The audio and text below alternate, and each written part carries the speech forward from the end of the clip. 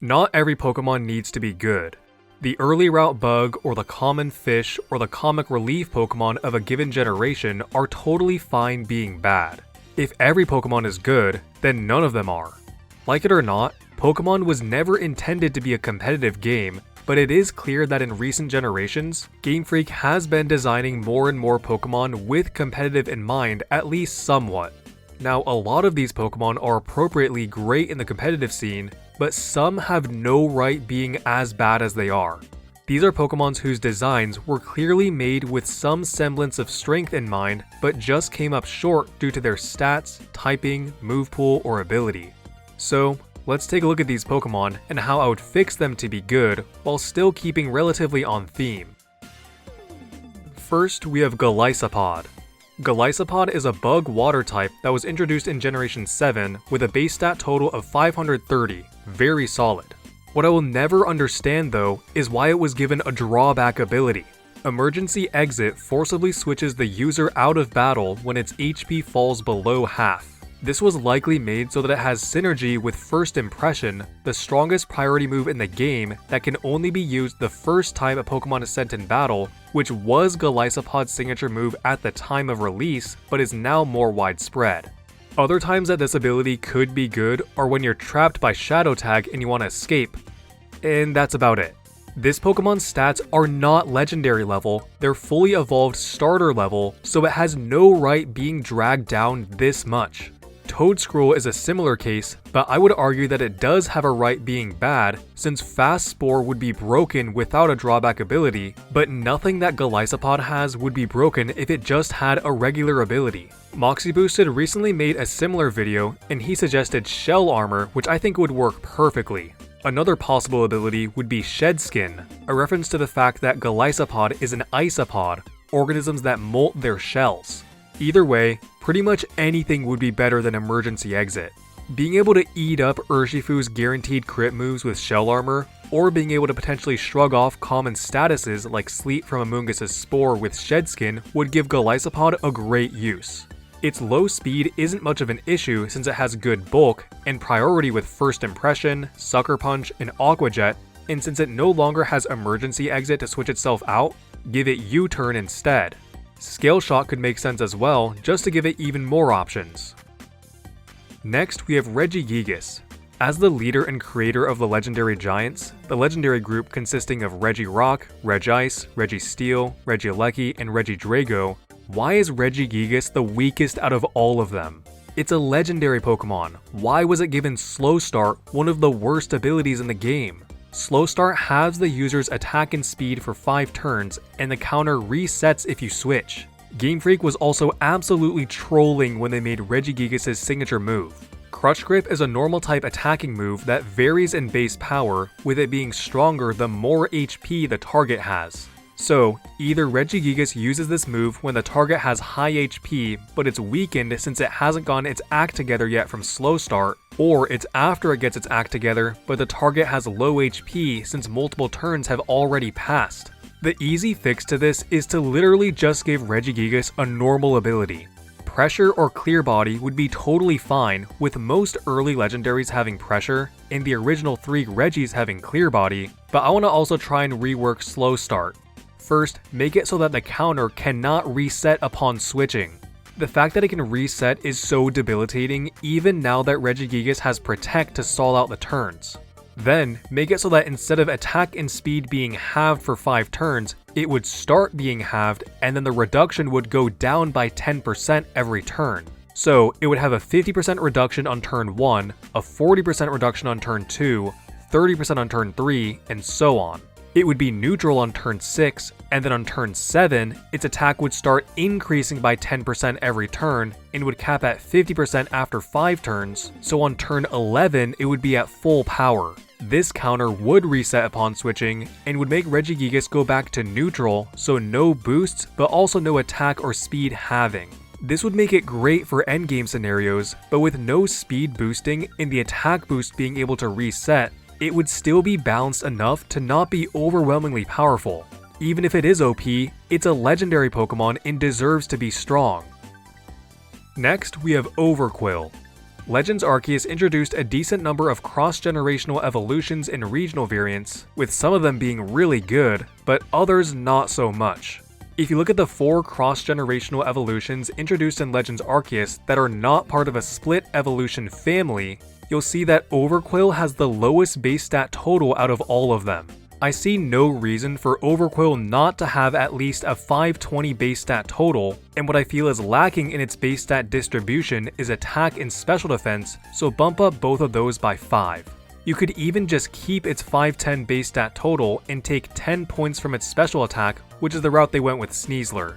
Its dark poison typing is very solid, and it has 2 great ability options with Intimidate and Swift Swim, so the extra attack should help it sweep with Swift Swim, and the extra special defense should help it stay alive on the special side, with Intimidate helping out on the physical side.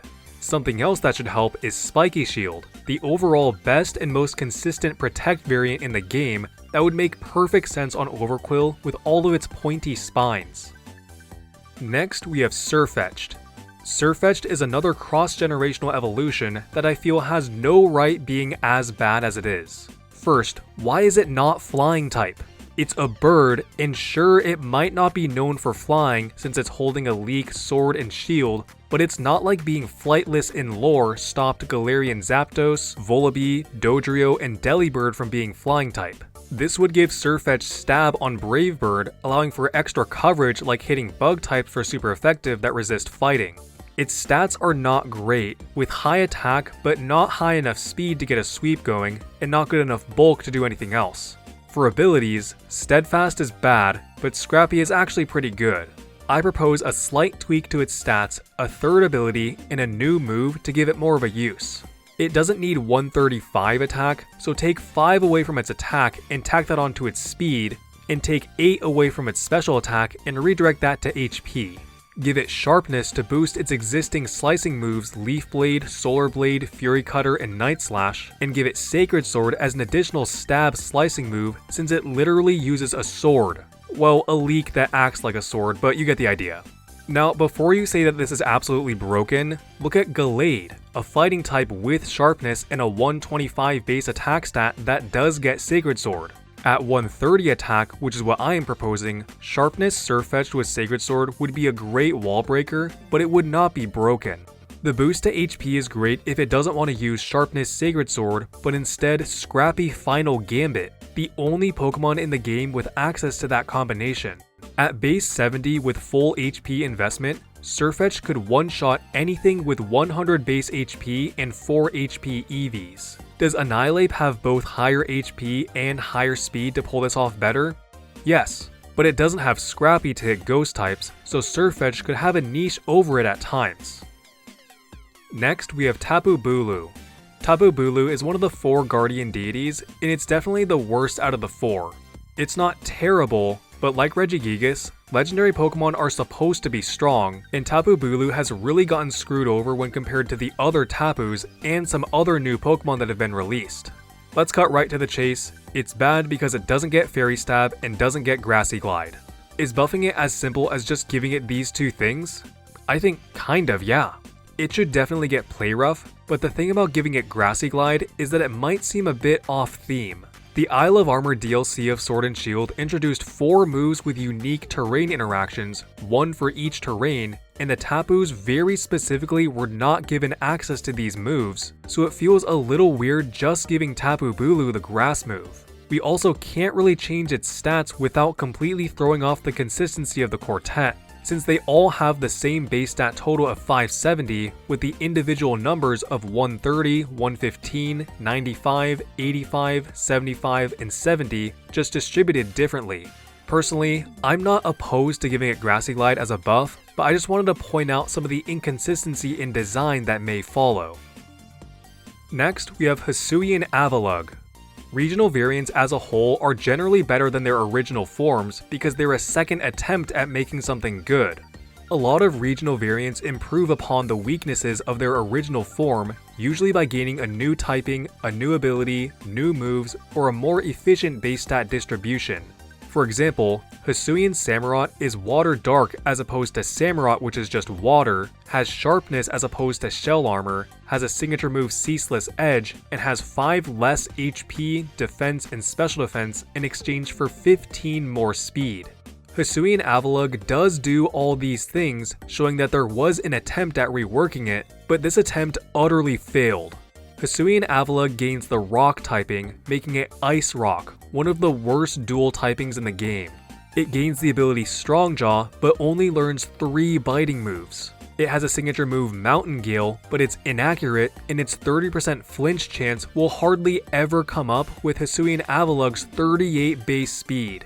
It did gain 10 attack, but at the cost of losing 10 special defense.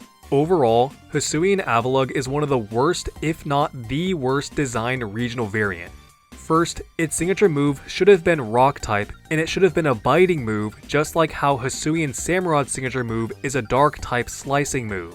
Let's call it Stone Cold Chomp to reflect the ice cold bite of Hisuian Avalugg and make it 80 base power, 95% accurate, with a 10% chance to freeze.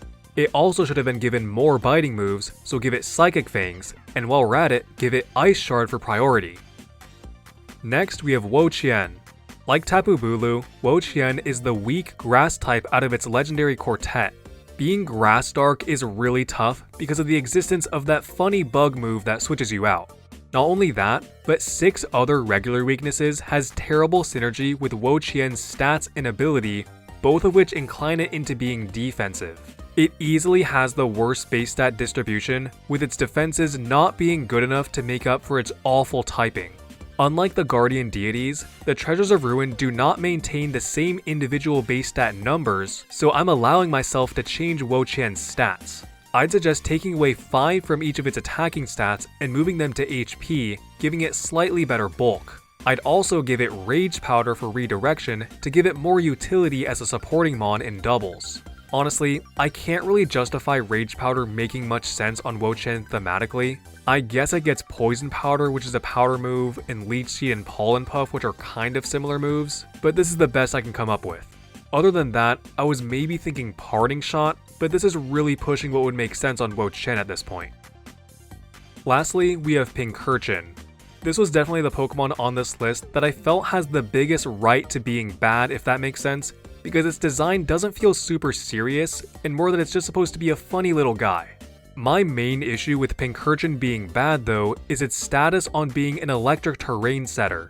After Gen 7 gave us the Tapus for automatic terrain setting, Gen 8 gave us 4 alternative non-legendary Pokemon to use as well. Rillaboom for Grassy, Galarian Weezing for Misty, the Indeedee for Psychic, and Pincurchin for Electric. Without the Tapus in Scarlet and Violet though, and Miraidon being limited in legality, Pincurchin has been our only electric terrain setter for a while. The issue with Pincurchin is that it just does so little other than setting up electric terrain. Its base stat total is pretty notably lower than the other 3 new terrain setters, so let's start by giving it 10 more special attack. It really needs more HP, and I feel like moving 20 points from its attack to its HP is very reasonable. It really should have been allowed to keep rising voltage, and it needs some sort of disrupting to go along with that as well, and I suggest Nuzzle. For more utility, give it Volt Switch to allow for better potential in being able to set electric terrain once it's been overridden. Other than that, I think its existing moves are fine with things like Scald, Recover, Spikes, Toxic Spikes, and Memento. And those are Pokemon that, in my opinion, have no right being bad, as well as how I would fix them to be good. Let me know in the comments if you disagree with any of my reasonings, or feel that I missed any. Anyway, if you want to support me and my channel, just leave a nice comment, since I do read all comments. You can also become a member for 99 cents USD to get a badge next to your name in early video access like all of these lovely people. If you want bonus content, check out my second channel, Extra Bell, where I post videos I've scrapped for this channel, as well as more casual, unscripted videos. Likes are also one of the ways that YouTube determines if a video should be passed around to more people, so if you feel that this video deserves to be, I would appreciate it. Thanks for watching.